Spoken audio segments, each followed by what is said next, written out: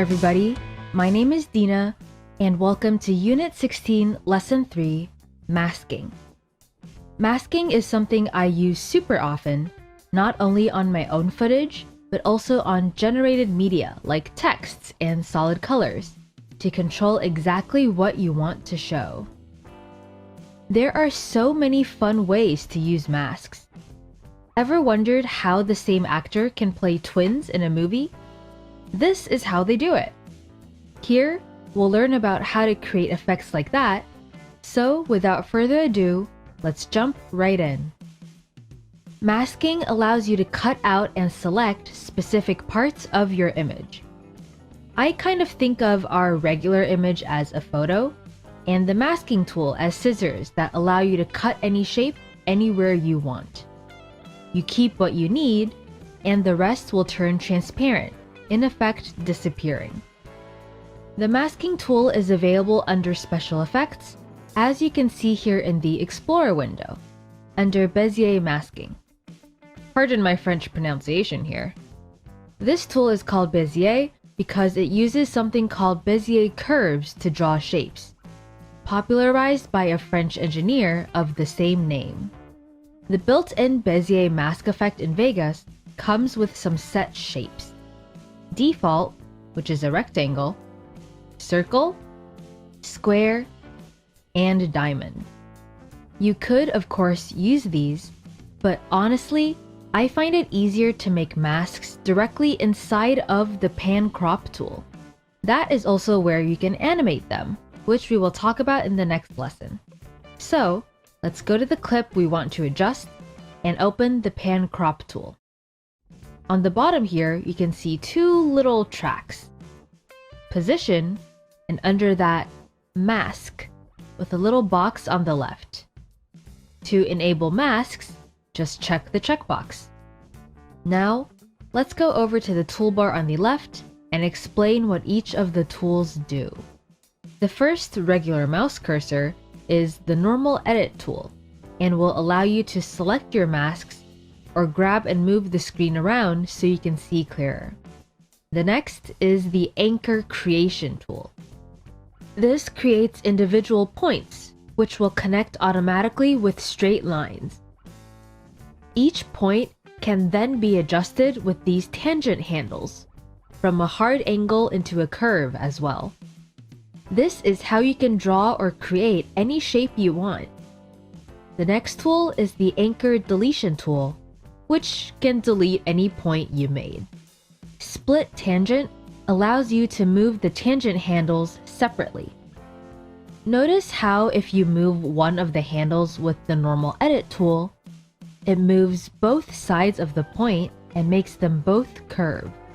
However, if you select the split tangent tool, when you come to a handle, it will only curve the side you selected, not both sides. Next are the two most commonly used shapes: the rectangle or square mask creation tool and the oval or circle mask creation tool. These two are easy to use. Just select one of them, then click and drag. After you let go, you can still adjust the points with the normal edit tool, or even add and delete anchors with all the tools mentioned before. Personally, I definitely use the rectangle and square tool the most. Now, let's look at some examples to show you the many applications of this tool. The first, most practical usage is to crop your footage. Let's pull up our green screen example again. Our green screen footage was not perfect, as you can tell from these wrinkles and shadows near the bottom. Also, remember how in the green screen settings, there's an option to show or hide mask? This is the same thing. When we show the mask for our green screen, you can clearly see how the bottom here is still white and visible, even though we don't want it. To get the areas around their face clear, we had to sacrifice the bottom part, which had the heaviest shadows. To hide those imperfections, let's use a mask on the whole clip. Open up Pan Crop, and checkmark the box next to the mask track. Then, simply use the rectangle or square creation tool to select the part you want. Let's crop it at about a medium close-up.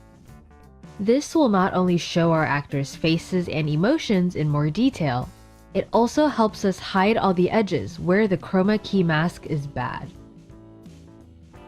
After you have used your mask to crop it to your liking, go into Position up top, and make sure your image fills the screen dimensions completely.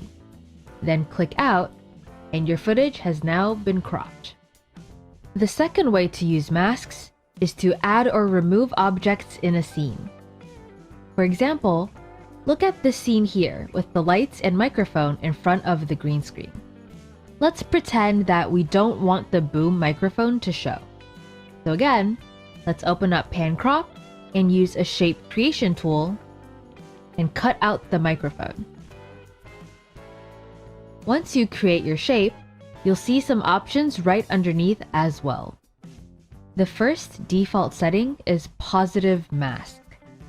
These tools always create positive masks, which means it will keep whatever is inside of your shape and make everything outside of those borders transparent. So now, the only thing we can see is the mic. However, if you click on Negative Mask here, it will invert the mask, making everything inside transparent while keeping everything outside of your shape. Now everything we want is back, while the thing we want to delete has become transparent. The other three buttons on the right here control the edge feathering, which means how harsh the lines are. To feather the edge means it will make it blurrier, which can help the mask blend seamlessly into the rest of your footage. The first option will only feather inwards, while the last one will only feather on the outer edges. The middle will feather both. All of these can be adjusted with the sliders that are right underneath. Now that the microphone has been removed, you can do whatever you want. Anything you add on the track underneath would show through now. Of course, one way to remove an item is to cut it out, but actually, we could also cover it over with something.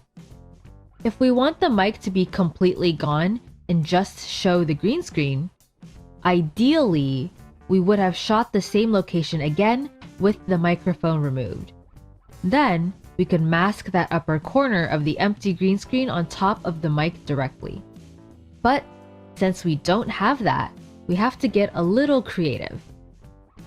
The good thing about this is that the green screen looks the same.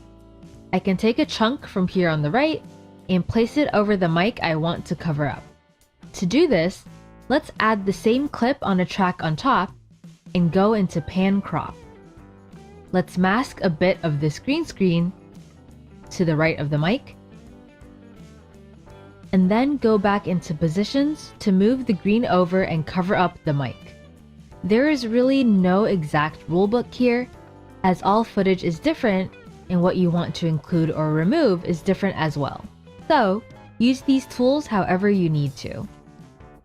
Another super useful way to use masks is to target an area to apply an effect to.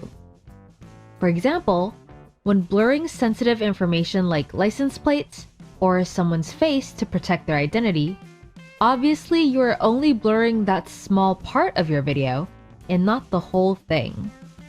We can use masks to select exactly where you want those effects to be applied. Let's pretend our actor here doesn't want to appear in public and wants his face to be blurred.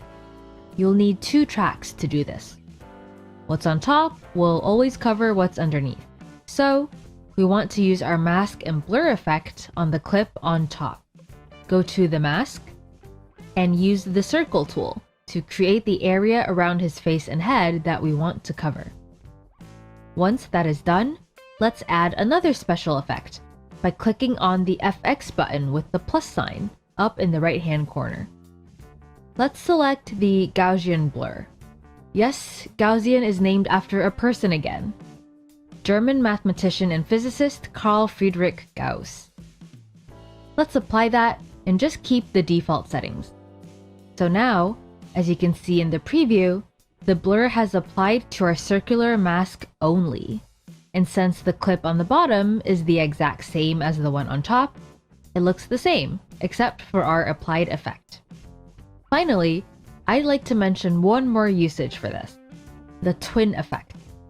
This effect uses masks to help two different things appear at once. This is useful when actors need to film separately, or, of course, if one person needs to play multiple roles. However, for it to look like the things are appearing in the same location, you need to film twice as well, with the exact same location and setup. Otherwise, if the background doesn't match, it won't look believable. Unless you mask the person's outline closely for every single frame, which takes a lot of time. Anyways, the way around this is, of course, the green screen. If they were filmed on a green screen, we can put them anywhere we want. So for our example, let's use this shot where our actor and actress pose for the camera separately. Let's duplicate this clip and place them on two tracks. One for our actor, one for the actress. Again, use the mask tool to cut around the edges for both of them.